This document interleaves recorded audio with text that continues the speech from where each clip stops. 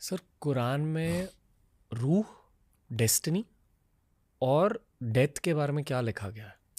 देखिए, हमारे यहाँ मान्यता जो इस्लाम में है, जी। इस्लाम में या क्रिश्चियनिटी में या ज्यूज में, इब्राहिमिक में, सबका कॉन्सेप्ट एक ही है कि हम यहाँ आते हैं, अपना कर्म कर रहे हैं जो, और उस कर्म में हमको अच्छा बुरा हमें बता दिया गया है। हमारी डेस्टिनेशन यहाँ ये नहीं है, यहाँ हम एज ए ट्रांजिट पर हैं, रेलवे स्टेशन। एक एयरपोर्ट पे हैं हम। मैं अक्सर एक एयरपोर्ट पर बैठ के सोचता रहता हूँ जब मेरी लंबी फ्लाइट्स होती हैं, हमारी लाइफ भी तो यही है, एक ट्रांजिट के तौर पर। एक फ़्लाइट आएगी, हम चले जाएंगे, रेल आएगी, चले जाएंगे।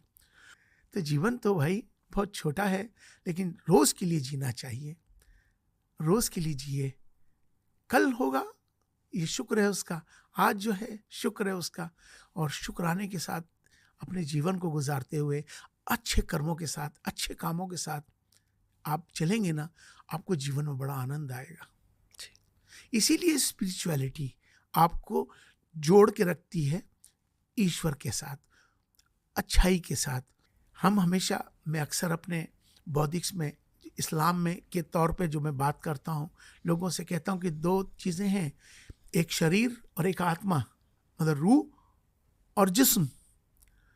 जिस तरह से बहुत से लोग बहुत पहलवानी करने के लिए जिम में 5-5 घंटे लगा देते हैं, 4-4 घंटे जिम में लगा देते हैं अपने शरीर को बनाने के लिए, लेकिन आत्मा जो रूह है उसको बनाने की कोई बात नहीं करता। क्योंकि अक्सर मैं यही कहता हूँ कि आत्मा की भी खुराक है।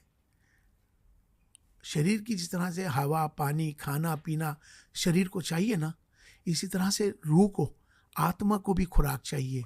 और आत्मा की जो खुराक है वो स्पिरिचुअलिटी है, प्योरिटी है, अच्छाइयाँ हैं। जब हम अच्छे कर्म करते हैं, अच्छे होते हैं, तो आपको मालूम है ना कि मेरी आत्मा बड़ी खुश हुई। आप कोई अच्छा काम करिए, अरे मैंने किसी की मदद करी, तो क्या होती है, आत्मा अंदर से खुश होती है। आपको एक फील आता है, अरे बहुत अच्छा हुआ, तो वो क्या होती है, वो आत्मा होती है जिसको अच्छा लगता है। क्या हमारे देश के और जितने भी लोग हिंदी या उर्दू समझते हैं, जितने भी मुस्लिम हैं, स्पेशली यूथ, या वो सारे इन बातों को जानते हैं? बहुत अच्छी बात कही आपने। क्योंकि मैं सनातनी हूँ, मैं खुद के पर्सपेक्टिव से पूछ रहा हूँ, तो मैं ये सोच रहा हूँ कि क्या ऑडियंस को भी इन चीज़ों के बारे में पता है या नहीं? बिल्कुल सही बात है कि नहीं मालूम होता है। क्यों नहीं? जानने की कोशिश नहीं करते हैं, क्योंकि उनको अपने, बहुत से लोग अपने जीवन में आने के बाद उसको यही जो दुनिया दिख रही होती है उसी में जीना चाहता है। वो उसे 2 के 4 बनाने के चक्कर में लगा हुआ है। वो सिर्फ 2 के 4 बनाना है। वो सुबह और रात दिन एक ही काम सोचता है कि मुझे अपना कैरियर बनाना है, और कैरियर बनाने के बाद मुझे बहुत पैसा कमाना है। कैरियर में क्या होता है, हर आदमी जीवन में क्यों पढ़ना चाहता है, जीवन में क्यों बढ़ना चाहता है? सिर्फ उसके एक ही तो लक्ष्य है कि उसके पास बहुत दौलत आ जाए, या उसका एक ही लक्ष्य है मेरी नाम बहुत होना चाहिए, सिर्फ इतना ही, जो थोड़े समय के लिए है, हमेशा के लिए नहीं है।